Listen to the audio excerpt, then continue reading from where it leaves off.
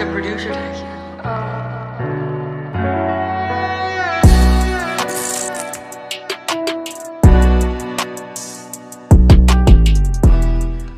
Dan netralis dimanapun rekan-rekan semuanya saat ini sedang berada dan sedang melakukan apapun. Nah, kita jumpa lagi di perbincangan kita kali ini. Kita punya narasumber yang apa ya, berbicara apapun. Ya, intro beliau ini sudah lama masuk di dunia maya, terutama di aplikasi TikTok, mencoba untuk mensosialisasikan kesadaran hukum.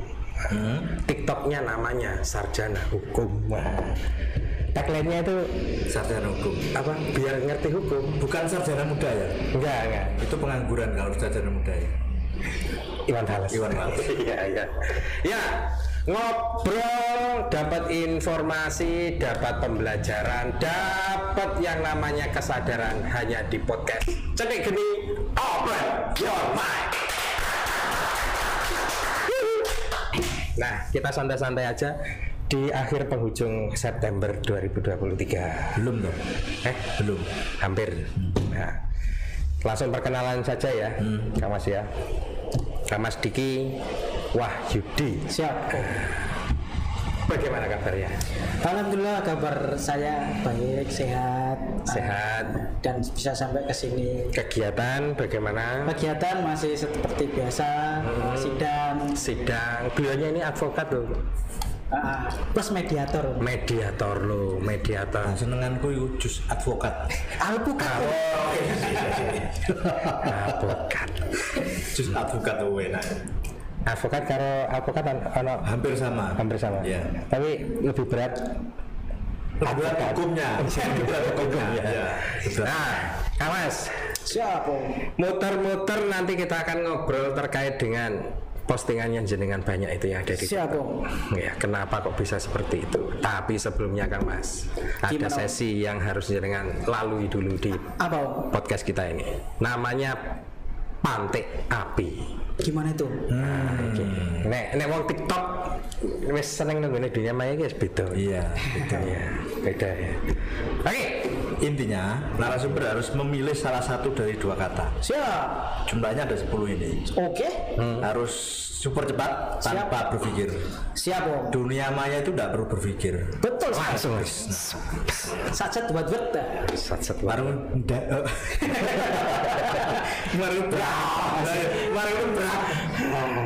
Nabrak.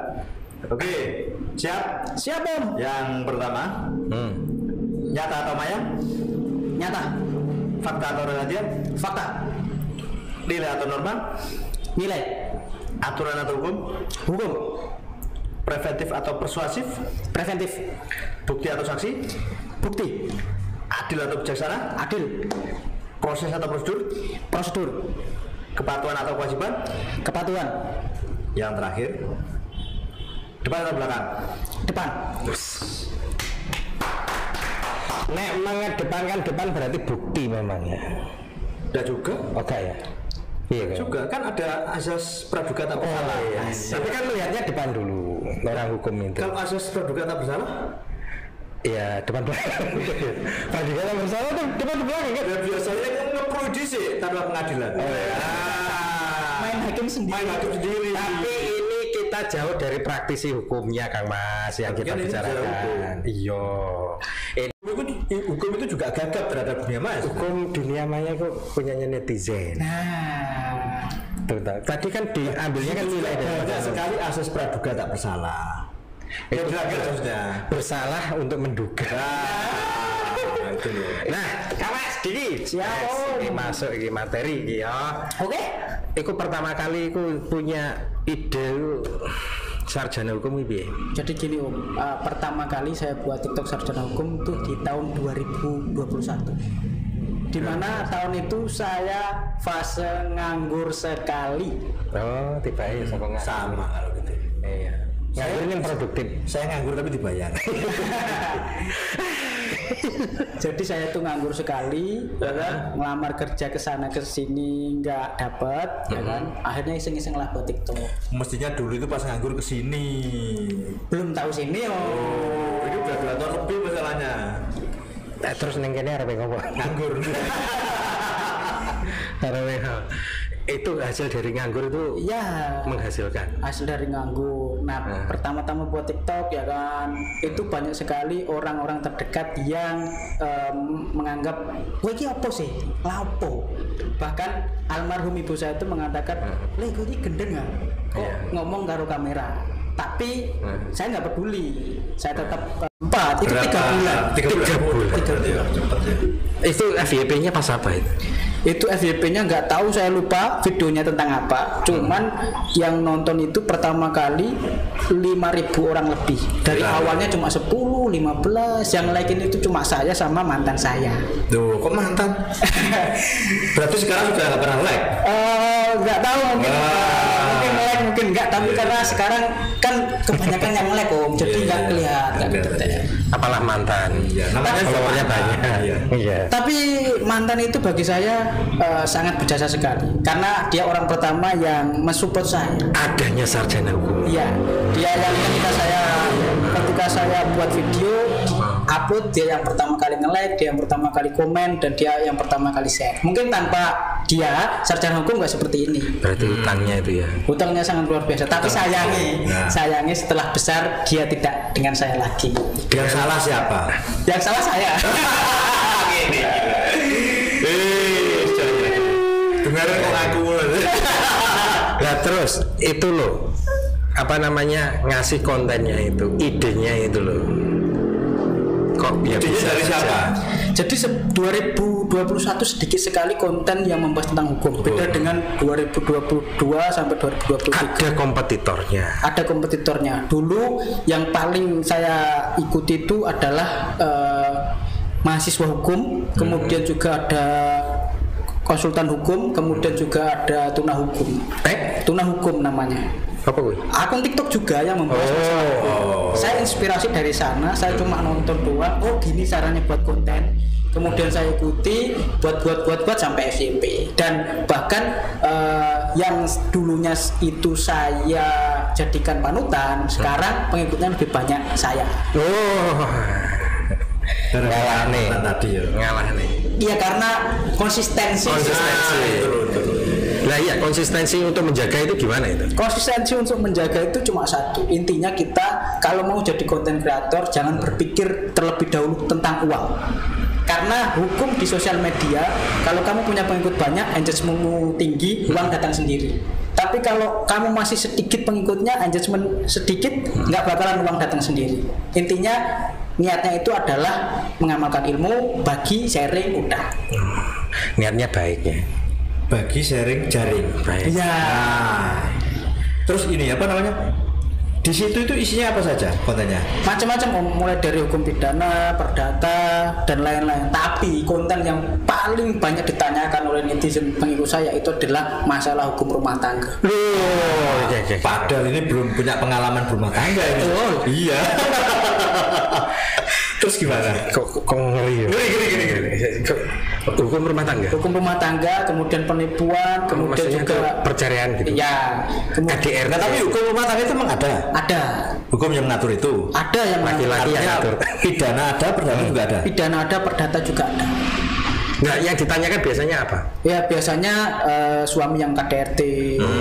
Kalau itu mudah itu. Kemudian masalah dia ingin pisah dengan dengan suaminya atau cerai. Kemudian juga ada yang tanya masalah penipuan juga. Kemudian yang kalau anak-anak muda yang cewek-cewek itu tanyanya biasanya gini, Mas, saya diancam mantan saya, pap yang pernah saya kirim itu mau disebarkan. Mantan pap yang gitulah. Ya. Terus Tapi sudah sebar waktu itu. Belum, baru masih diancam aja. Oke. terus klien sampean itu, netizen itu dari Tuban aja tuh Di banyak. seluruh Indonesia ada. Kan bahkan sampai ke luar negeri, ke Taiwan, ke Malaysia, kan ada juga itu kayak statistiknya kan kelihatan mana negara yang menonton. Nah, sing mau lo kayak pap barang kuwi wong ndi? baik nasional maupun yang di luar negeri sama. Enggak, itu apa namanya, konsultasinya lewat DM TikTok. DM TikTok. chat ya berarti. Nah, chat. Enggak di ini ya. Video beranda bareng. itu enggak toh?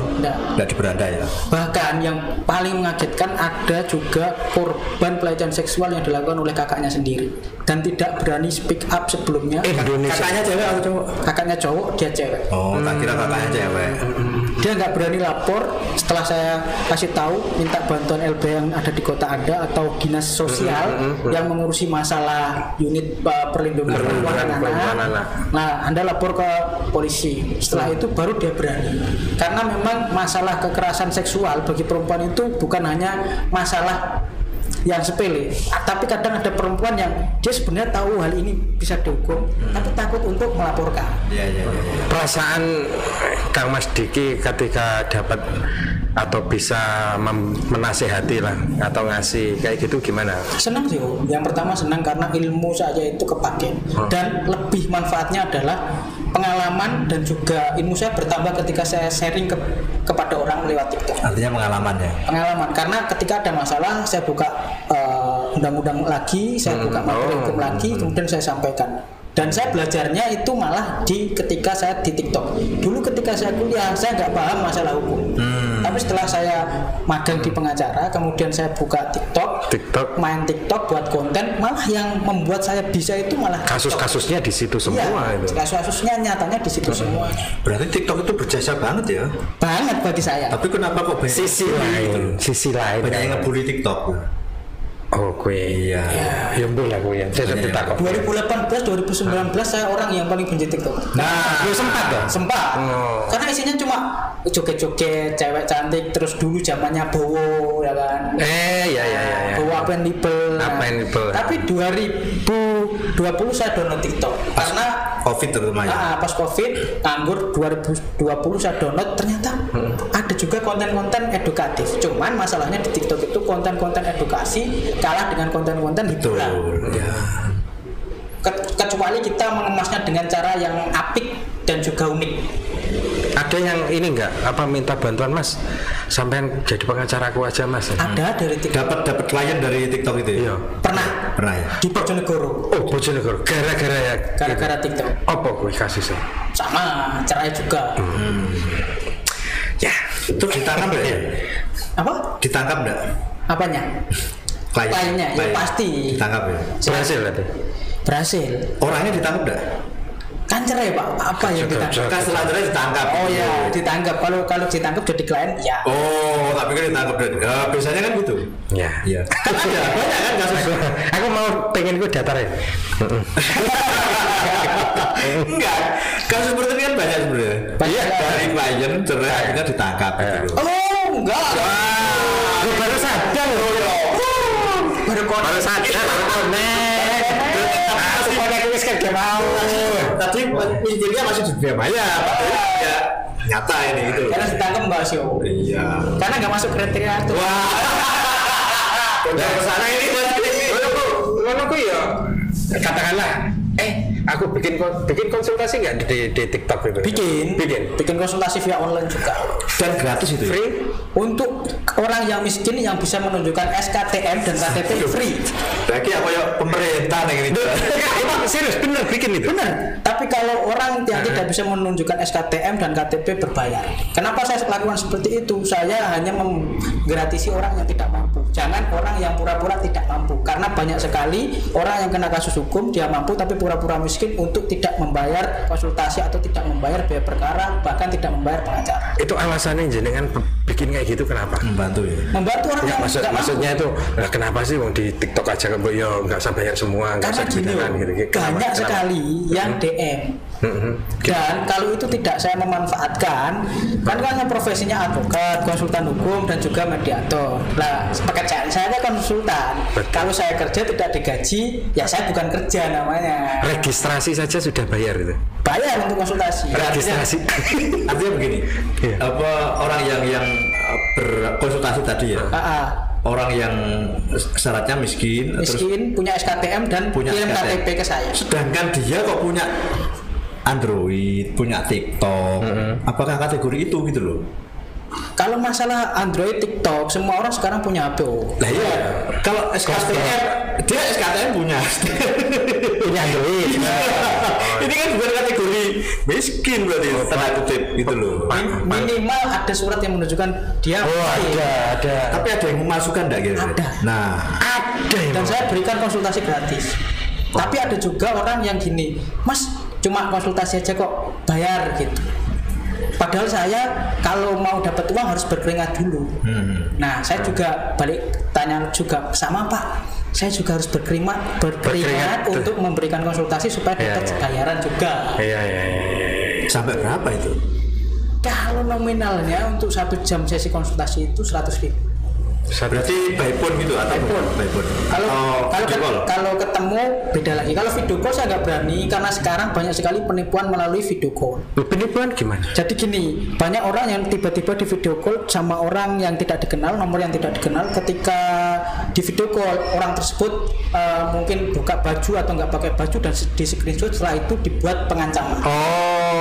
Orang hukum mau takut? Bukan masalah takut.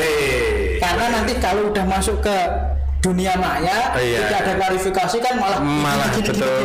Ya kan di ini aja tinggal dilapori. Kan saya memilih preventif. Preventif bukan persuasif. Memang dia preventif, jadi ya kalau apa pilihnya? Pilihnya apa biasanya? Apa ya? Persuasif ataukah preventif? Preventif tadi. Gak sampai. Aku persuasif dong. Persuasif. Iya. Berarti gimana itu? Persuasif itu lebih kepada ya bareng-bareng lah. Bareng-bareng. Ya. Sama-sama yang nanya gitu. Ya. Persuasif itu ya. Narasumber Mas ya? Iya. Nah iya. Ada nggak yang pernah nggak bisa ditangani?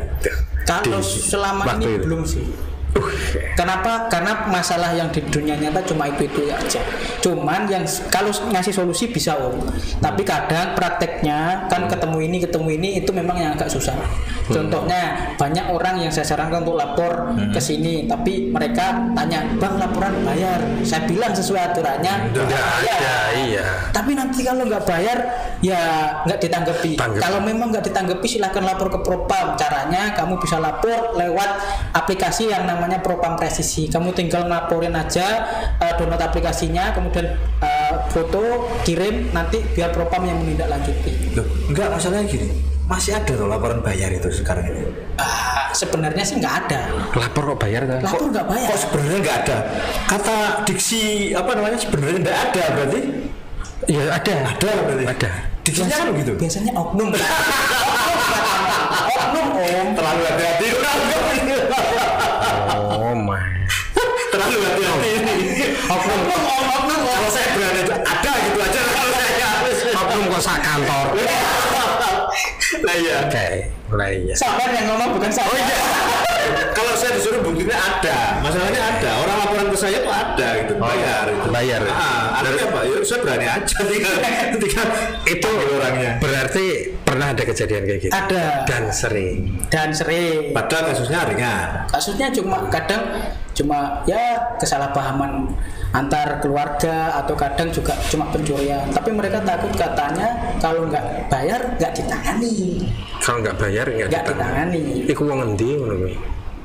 Ada banyak. Itu kan berarti belum melakukan kan? Belum. Artinya hanya ketakutan di awal hanya aja. Ketakutan. Itu orang Indonesia Orang Indonesia. Pernah nggak katakanlah sing lapor ki atau yang lagi konsultasi ini cewek cuantik? Pernah. Ada ya? Ada terus dan mengagetkan sekali. Terus ketemu langsung ini enggak ketemu langsung, tapi kasusnya mengagetkan sekali. Apa ya? Jadi dia cewek cantik, muda, berhijab, tapi dia konsultasi kepada saya bahwasanya dia mau dibayar untuk melakukan VCS, dan setelah melakukan VCS dia tidak dibayar dan mau disebarkan. VCS itu apa tuh? Video call sex. Itu mengagetkan sekali karena statusnya itu atau storynya itu Islami sekali. Saya cedek geni. Ada yang bertanya tentang apa itu VCS. Aduh, rasanya saya ini bukan orang Gen Z. Kok bisa itu? Saya Gen Z, tapi oglek. Bukan Gen Z saya ini. Cedek geni, takut VCS artinya apa? Tapi saya pikir saya Apa lho? Ada itu panganan itu. Terus itu saya kaget. Saya kagetnya itu karena memang kok bisa secara postingannya selalu Islami. Nah gitu, saya minta videonya enggak itu? Saya coba minta videonya, ternyata sudah dihapus. Ngomongnya seperti itu. Sudah dihapus berarti kan enggak sampai disebar dong berarti. Maksudnya dihapus itu pesan satu kali ke dia, tapi video yang punya adalah cowok yang katanya mau membayar dia untuk VCS, tapi nggak dibayar. Dan itu banyak sekali korbannya. Artinya dia diminta uang gitu ya? Iya, kalau kamu nggak transfer, saya sebarkan. Berapa itu sampai minta uangnya? Mulai dari ratusan bahkan sampai jutaan. Oh, kalau sampai ratusan berarti orang berada. Nggak peduli kalau penipu. Iya, nggak peduli. Yang penting kan ada pinjol. Mau namamu aman, ya udah bayar. Iya. Kalau enggak ya enggak. Memang benar ya. Bayar pun tidak ada jaminan kalau itu dihapus. Enggak pasti enggak dihapus. Ada lagi. Itu cantik ya toh. Cantik. Selalu kontennya adalah Islami gitu. Dan berhijab. Saya kaget. Memang Om ya. Terus akhirnya gimana penyelesaiannya? Akhirnya saya bilang tenang aja, enggak usah takut. Dia itu cuma ngancem. Dan ternyata bener, enggak disebarkan. Cowok itu cuma ngancem. Dan banyak juga cowok yang konsultasi masalah saya karena masalah yang sama. Dia pesan micet ya kan, untuk jasa VCS, kemudian dia udah bayar, tapi katanya dia mau dilaporkan karena dia melanggar undang-undang pornografi. Sebentar, cowok. Buka micet. Pesen. Tapi untuk VCS. Bukan untuk bokeh. Ya, micet dibuat VCS. Terus akhirnya VCS-nya kejadian. Oke, terus habis itu dia dimintain uang transfer sekian. Yang si cewek. Yang cowok. Loh, yang cowok malah dimintain. Iya. Itu penipuan di micet. Bahkan juga ada penipuan itu di micet, ngomong booking ya kan, kemudian nanti dia masuk ke hotel, setelah masuk di hotel digerebek sama teman-temannya yang micet itu. Oh aduh, macam-macam lah pokoknya. Artinya itu drama sebenarnya. Wah. Yang paling bikin ini jumbul apa kira-kira? Ya tadi yang dilecehin sama kakaknya sendiri, itu yang saya kaget. Bingung juga. Itu termasuk kategori KDRT enggak? Kan dalam rumah tangga itu. Karena anaknya masih di bawah umur, itu masuknya undang-undang perlindungan anak. Perlindungan anak ya. KDRT enggak masuk ya? Enggak. Masuknya perlindungan anak dan ancaman hukumannya lebih dalam perlindungan anak daripada KDRT. Mereka berarti artinya nun sewu, dalam 1 bulan katakanlah yang chat lewat DM katakanlah yang di TikTok tuh terhadap kasus-kasus itu ada berapa itu total jumlahnya? 2 minggu aja sudah 100 orang. Belum lagi yang di Facebook juga ada. Facebook hampir 100 juga sarjana hukum di Facebook. Sarjana hukum. Berarti ini kerjaannya bukan di dunia nyata ya, dunia maya. Dunia nyata oke, maya siap. Oh. Perbandingannya gimana antara dunia nyata dengan dunia maya? Kalau lebih sering di mana? Lebih mau sekarang maya pasti. Maya, ya? Karena orang tinggal usah ketemu, tinggal pegang HP, DM gitu aja. Kalau di dunia nyata kan ketemu, nanti kita negosiasi masalah fee dan lain-lain gitu. Ini DM bukan DM yang caleg kan maksudnya? Bukan. Kan ada caleg yang inisial DM. Iya. Aduh. Nah saya kan selalu kesana gitu. Karena momennya politik loh. Ya. Kalau MD itu ada di Jakarta. Tidak tahu. Saya lupa lagi Om. Anda nggak tahu? Enggak Om. Kenapa? Karena saya tahu saya tidak beruang. Oh, enggak beruang ya? Tidak beruang dan tidak punya uang untuk kos politik. Memang politik harus pakai uang. Politik memang nggak pakai uang, tapi untuk kos politik biaya spanduk dan lain-lain itu besar.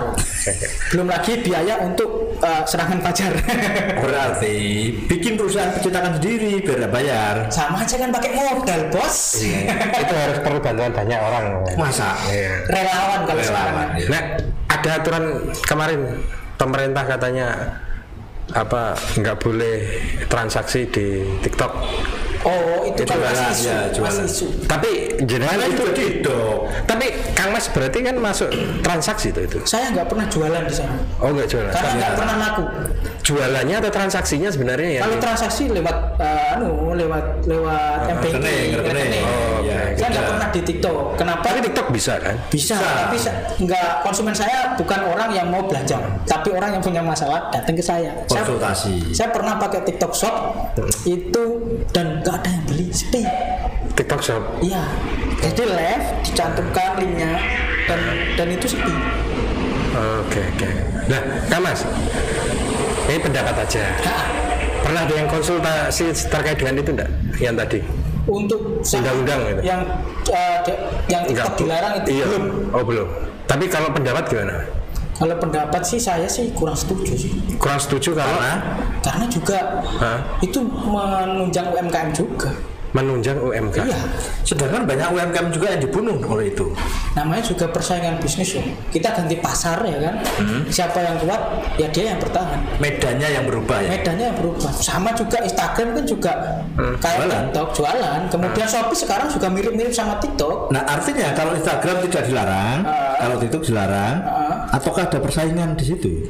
Kalau masalah ada persaingan itu pasti antara satu aplikasi dengan aplikasi yang lain. Yeah. Nah, cuman kalau masalah kebijakan pemerintah, itu pemerintah yang punya kebijakan. Tapi kalau dikatakan TikTok mematikan UMKM, saya bilang enggak, karena banyak UMKM yang muncul dari TikTok. Banyak sekali UMKM yang muncul dari TikTok. Artinya, karena perubahan zaman, ya mau nggak mau pedagang atau UMKM harus mau berkembang. Artinya kalau pemerintah mematikan itu, setuju nggak? Nggak setuju. Kenapa? Karena banyak yang tercipta UMKM di sana. Dan bahkan banyak akan menimbulkan pengangguran nantinya. Berarti katanya tadi pemerintah mengeluarkan kebijakan, bukan kebijakan dong. Apa itu? Lah kan rakyatnya menolak, rakyat justru terbantu. Berarti kan bukan kebijakan. Iya. Kebijaksanaan juga bukan. Terus apa? Iya. Nggak tahu saya. Bingung saya. Kalau pemerintah itu bingung ngomong pemerintah itu. Dari dulu saya juga bingung. Saya cuek terhadap pemerintah. Angel. Iya. Lebih baik ngatur diri sendiri daripada kayak aneh ya. Oh, bukan kebijakan. Lah terus apa? Saya juga sendiri nggak tahu tuh. Ya kan bukan kebijakan kalau tidak bisa dinikmati. Karena harusnya yang namanya kebijakan itu memang harusnya dari rakyat. Harus bijak.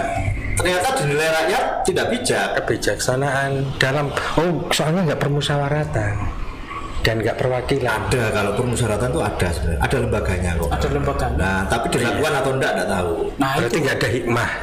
Ada lagi. Ada bahaya. Aku nek ngomong gini, aku ngomong kono ngomong ano.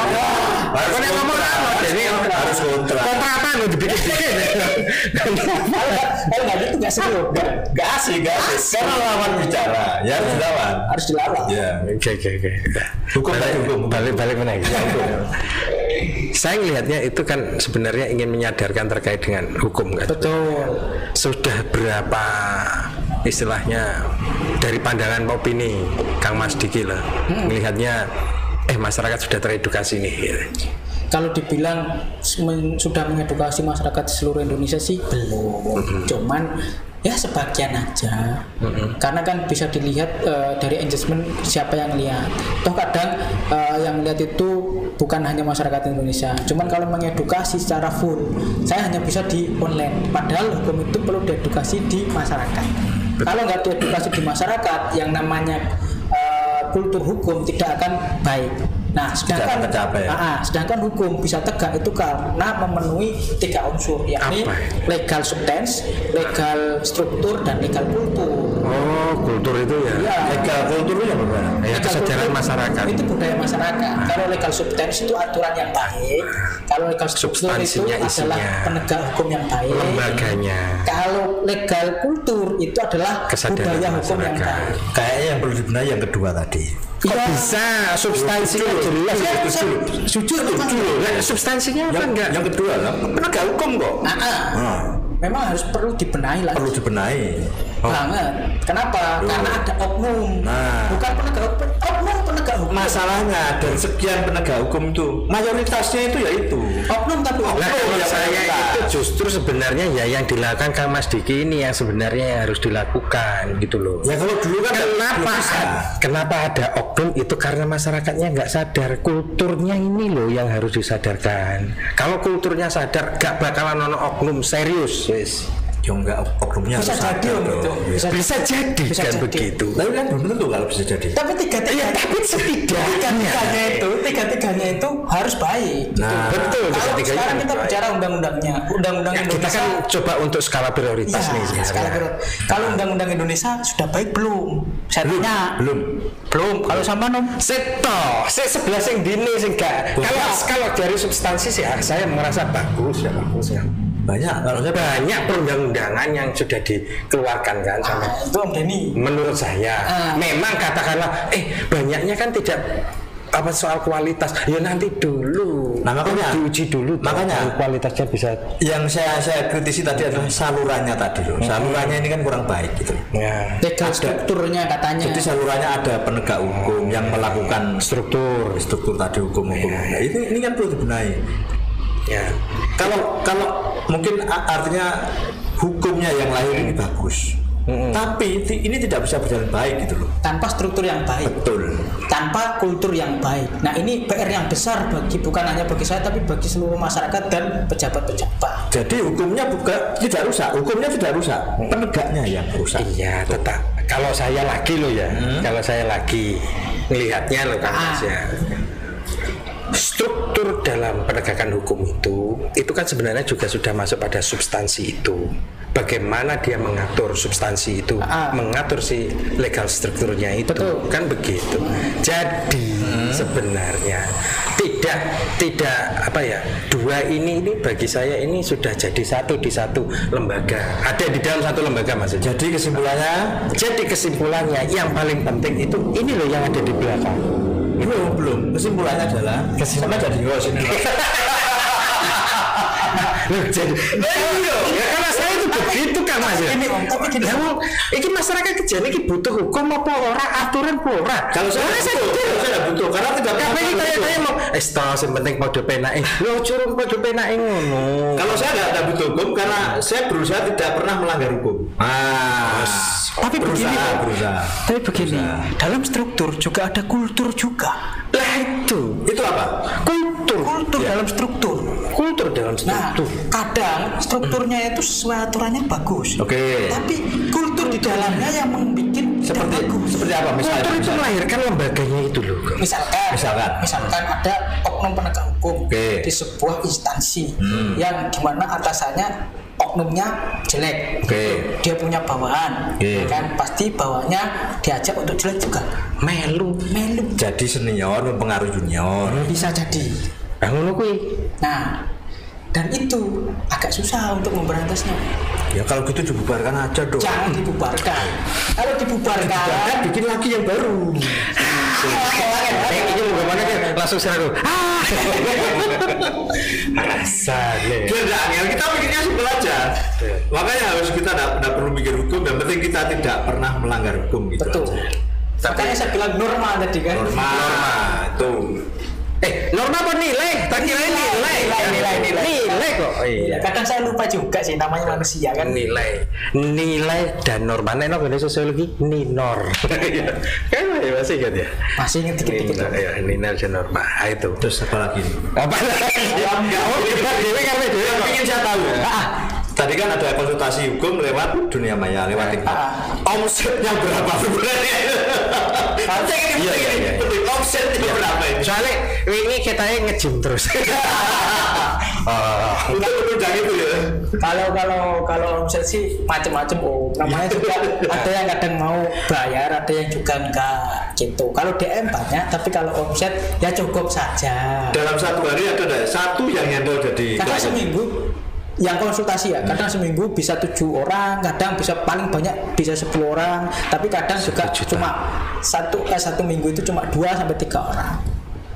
Jadi kalau memang diberi FYP sama TikTok ya banyak yang konsultasi, tapi kalau nggak FYP ya nggak konsultasi. Berarti label FYP itu sangat membantu ya? Sangat membantu. Syaratnya untuk FYP? Saya tidak tahu. TikTok itu aplikasi atau media sosial yang paling unik sendiri. Kita nggak punya pengikut tapi bisa banyak orang yang nonton. Betul, langsung nyebar gitu. Iya, kita banyak pengikut tapi kadang nggak ada yang nonton. Itu yang unik dari TikTok. Memang kultur ada yang mendirect gitu. Iya, itu juga saya bingung. Kadang kita banyak pengikut, tapi pernah saya cuma yang nonton itu cuma 300 orang. Sudah banyak itu. Padahal pengikut saya itu 400.000. Enggak, kalau terkait konten, misalkan begini, saya kan pernah diblokir, hilang pokoknya. Katanya akun itu karena pelanggaran misalkan kayak kecelakaan itu. Padahal kecelakaan itu biasa dan tidak ada yang mengerikan itu. Yeah. Oke, itu di-ban gitu ya. Terus tapi saya sering nonton konten kecelakaan itu yang ngeri-ngeri, lebih ngeri dari konten saya gitu loh. Itu gimana itu kira-kira? Nah, kalau TikTok itu punya yang namanya banding. Kalau saya pernah banding. Jadi kayak dihukum, ada kalau nggak terima dengan keputusan TikTok silakan banding. Ya. Cuman bandingnya itu kita nggak bisa bela apa-apa, cuma banding gitu. Banding itu aja. Nah, masalah nanti itu diterima atau tidak urusan TikTok. Makanya saya bingung. Bahkan saya mengedukasi masalah dulu, ada yang masalah kebaya merah, ya kan? Yang dulu video porno kebaya merah, itu saya menjelaskan perihal hukumnya. Dan yang nonton itu dalam satu hari, baru saya upload pagi, kemudian malam itu hampir 1,5 miliar, 1,5 juta. Nah, kemudian besoknya udah masuk 5 juta yang nonton, di-ban sama TikTok. Katanya melanggar pornografi. Dan melanggar kok nunggu 5 juta dulu gitu loh. Nah, sakit hati saya pada saat itu. Nunggu 5 juta dulu baru. Itu ininya ya. Itu makanya bukan kebijakan akhirnya kan. Lahirnya bukan kebijakan. Like and dislike kan. Makanya hati-hati banget kalau buat konten TikTok gitu. itu. Kalau nggak hati-hati ya gitu, kebanet iklan. Apalagi yang kita bermusuhan dengan orang atau kita mengkritik sesuatu yang terlalu berlebihan, itu rawan hilang. Oke, Kamas. Sudah kode gitu. Siap. Wes sadurunge kita apa ini? Selesai gitu. Ini tolong berikanlah statement gitu, closing pada pencerahan kepada Dimas Diajeng yang ada di sana yang mendengarkan. Siap. Oke, jadi buat teman-teman yang ada di rumah, ya kan, buat teman-teman yang ada di rumah, intinya kalian kalau kena masalah hukum jangan takut untuk melapor, karena melapor itu tidak bayar, ya kan, sudah diatur dalam undang-undang. Kalau kalian dimanfaatkan oleh oknum penegak hukum, silahkan laporkan atau minta bantuan LBH atau lembaga bantuan hukum di kota Anda. Intinya seperti itu. Jadi seperti itu. Yuk pahami hukum, biar paham hukum, ikuti TikTok Sarjana.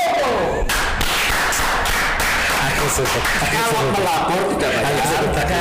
Kalau konsultasi berbayar. Ya. Aku seneng ya.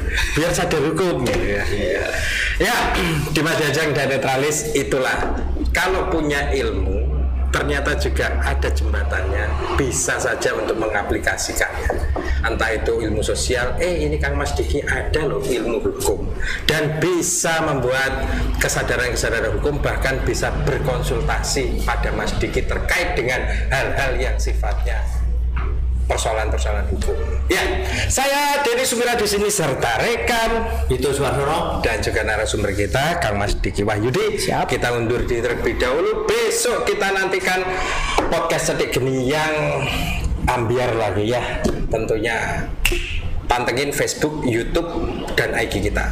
Podcast Cedik Geni.